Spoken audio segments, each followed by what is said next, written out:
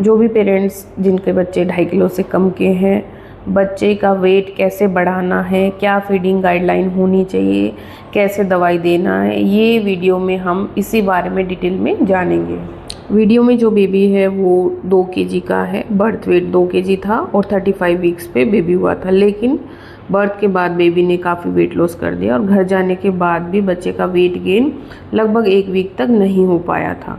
शुरू के 7 से 10 दिन में बच्चे का वेट कम होता है, लेकिन उसके बाद जब बच्चे का डिस्चार्ज होता है तो बच्चे की फीडिंग प्रॉपर ना होने की वजह से बच्चा का वेट गेन नहीं हो पाता है। तो आपको ध्यान देना है कि 7th डे से आपके बच्चे को फीड कैसे देना। अगर माँ का दूध नहीं पकड़ पाता और बच्चा आपका कमज़ोर है तो आप मदर से मिल्क एक्सप्रेस कराएं। डायरेक्ट ब्रेस्ट फीडिंग कराने से बच्चे का वेट गेन जल्दी से नहीं हो पाता है। अब आपको कितना दूध पिलाना है ये बहुत ज़्यादा ज़रूरी है।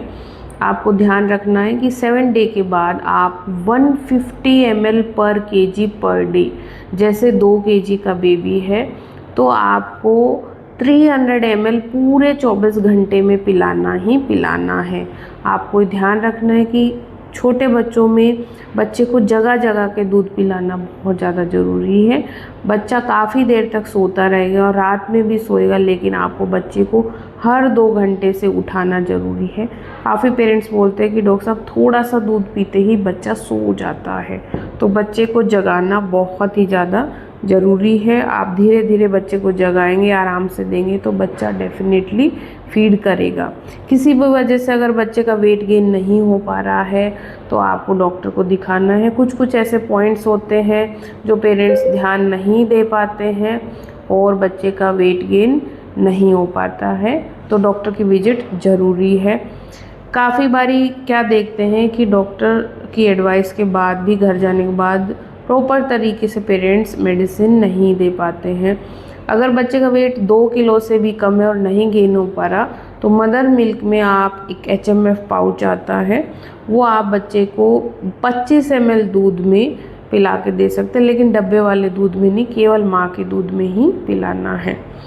दवाई 3 दवाई देनी है आपको, vitamin D3, A to Z और कैल्शियम की। तीनों दवाई बस आपको ध्यान रखना है कि आपको एक ही समय पे नहीं देनी है। जैसे एक दवाई अगर आपने 9 बजे दी है तो नेक्स्ट दवाई आपको अगले फीड में मिला के देनी है। सारे दूध में आपको मेडिसिन नहीं मिलानी। आप 5 ml मिल्क में मेडिसिन मिला सकते हैं और उसके बाद बचा हुआ बाकी दूध पिला सकते हैं। अब जिन पेरेंट्स के बच्चों का वेट नहीं बढ़ पा रहा उनको मैं कुछ पॉइंट्स बताती हूँ। पहली बात तो KMC करानी है। क्वेश्चन आता है डॉक्टर साहब KMC यानी कंगारू मदर केयर, यानी अपनी छाती से बच्चे की छाती को चिपका के बच्चे को रखना। तो KMC अगर आपके बच्चे का वेट 2.5 किलो से कम है आप करा सकते हैं। 2 किलो से कम वालों को तो कराना ही कराना है। बच्चे को दिन में 3 से 4 बार KMC कराना बहुत ज़्यादा ज़रूरी है। जितने भी पेरेंट्स जिनके बच्चे प्रीमेच्योर हुए KMC कराई है, सबके बच्चों के वज़न बढ़े हैं आराम से, तो आपको ये ध्यान रखना है। दूसरी चीज़ का ध्यान रखना है, अगर बच्चा बहुत ज़्यादा सुस्त रहता है, अच्छे से दूध नहीं पी पाता है, तो उसमें मसाज यानी ऑयल मसाज करना बहुत ही ज़्यादा ज़रूरी है। मसाज हड्डियों को मजबूत करने के लिए नहीं बल्कि बच्चे को स्टिमुलेशन देने के लिए है। हल्के हाथ से लड्डू बनाते हुए आप बच्चे की मसाज कर सकते हैं। जैसे अभी वीडियो में दिखा रही हूँ, ऐसे स्वेडलिंग कराना प्री मैच्योर बच्चों को बहुत ज़्यादा ज़रूरी है। जितना आप बच्चे को स्वेडल क्लॉथ में रखेंगे उतना ही बच्चे को न्यूरो स्टिमुलेशन होगा, बच्चे का वेट गेन होगा। तो ये छोटी छोटी पॉइंट्स आपको ध्यान रखनी है। मदर को अपना जो मिल्क एक्सप्रेस करना है वो एक ब्रेस्ट से मिनिमम 20 मिनट्स करना है।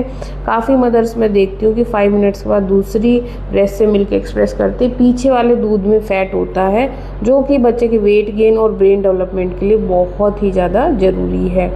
बच्चों को नहलाते टाइम बस आपको ध्यान रखना है कि बच्चे के सर पे शैम्पू नहीं लगाएं, नीचे से आपको बच्चे को वॉश करना है। सर को आप प्लेन वाटर से ही वॉश करें और बहुत ज़्यादा मसाज वाली बच्चे पे प्रेशर, प्रीमेच्योर बेबीज़ पे प्रेशर नहीं डालें।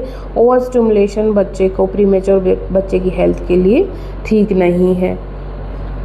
प्रीमेच्योर बेबीज़ की मदर को अगर आपको लगता है कि अच्छे से मिल्क नहीं आ पा रहा है, ऊपर से डब्बे की ज़रूरत है, तो आपको एक गलती नहीं करनी। जैसे 10 बजे का मिल्क अगर बच्चे को 25 ml जाना है और माँ केवल 20 ml ही एक्सप्रेस कर पा रही है, तो 20 ml को आपको फ्रिज में सेव रखना है। 3 आवर्स तक रूम टेम्परेचर पे सेफ़ रहता है, 3 डेज़ के लिए फ्रिज में सेफ़ रहता है, तो आप बाहर भी रख सकते हैं।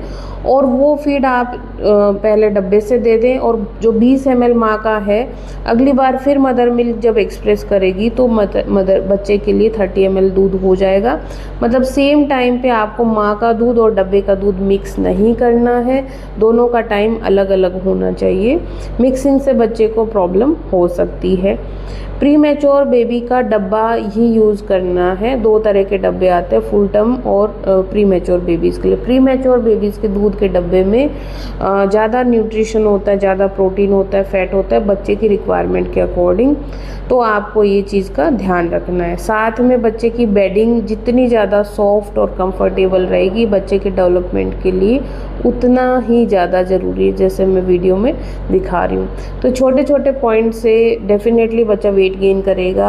आप मानेंगे नहीं, ये बच्चा 21 दिन का हो गया है, लगभग ही 16 दिन तक बच्चे ने वेट गेन इतने अच्छे से नहीं किया, लेकिन लास्ट 4-5 डेज में बच्चे ने बहुत अच्छे से वेट गेन किया है।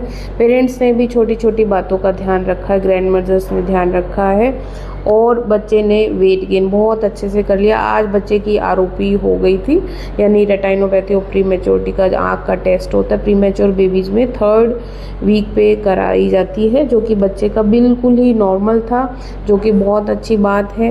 तो प्री मैच्योर बेबीज़ के पेरेंट्स का कोई भी क्वेश्चन हो वेट के रिगार्डिंग, किसी भी रिगार्डिंग, तो आप मुझे कमेंट सेक्शन में बताएं। वीडियो कैसी लगी ये भी बताएं, और चैनल को सब्सक्राइब करो ऐसी वीडियोज़ के लिए। प्री मैच्योर बेबीज़ के लिए बहुत ही ज़्यादा हेल्पफुल रहेगा।